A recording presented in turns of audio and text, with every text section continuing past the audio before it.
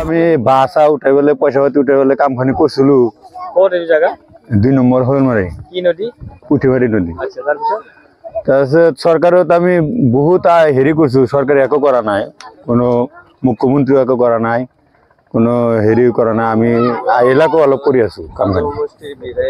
হাজমুষ্টি বিধায়কও করা নাই একো। বিধায়ক আইছিল নাকি? নাই, কোন ধরনের ব্যবস্থা লওয়া নাই? লওয়া নাই। আমি গেছিলো বিধায়কের যাওয়া বছর, আমার কাকতে নাই, গুরুত্ব দিয়া নাই। গুরুত্ব দেওয়া নাই। এটা রাইজে আইছে কি করেছে? রাইজে আমি পয়সা বাসা উঠাই বলে পয়সা পাতি উঠাই বলে কামখানি করে আছো। যাওয়া বছর অলপ করছিলো, তাতে অলপ কাম দিছি, কিন্তু স্কুলের কাকত আর এলাক দিনও করি স্কুল রাখবো না, গড়ে খানি পড়ি থাকো। এতিয়া স্কুলখান 2 নম্বৰ হলমাৰী 1929 চনত স্কুলখান এতিয়া গৰাখাৰণিত পৰি আছে।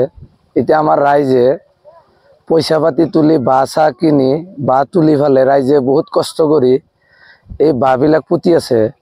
এতিয়া স্কুলখান ৰক্ষা কৰিবৰ কাৰণে আৰু আমাৰ ঘৰ ভিতৰো ৰক্ষা কৰাৰ কাৰণে এতিয়া বহুত চৰকাৰক অনুৰোধ জনোৱাৰ পিছতো আমাৰ এই চৰকাৰে এই কামখানি কৰি নেদেয়।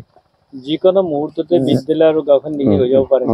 যিকোনো মুহূৰ্ততে বানপানীত আহি পেলাই স্কুলখান ভাঙি যাব পাৰে আৰু আমাৰ গাঁওখনো যাব পাৰে। এতিয়া ৰাইজে কি ব্যৱস্থা কৰে, এতিয়া আমিতো নাজানো কি ব্যৱস্থা কৰে। এতিয়া চৰকাৰক আমি অনুৰোধ জনাও যে কিবা এটা ব্যৱস্থা কৰি দিলে ভাল হয়। আমি অনুৰোধ জনাও চৰকাৰক, বিদ্যালয়খান ৰখাৰ চেষ্টা কৰাৰ কাৰণে অনুৰোধ জনাও।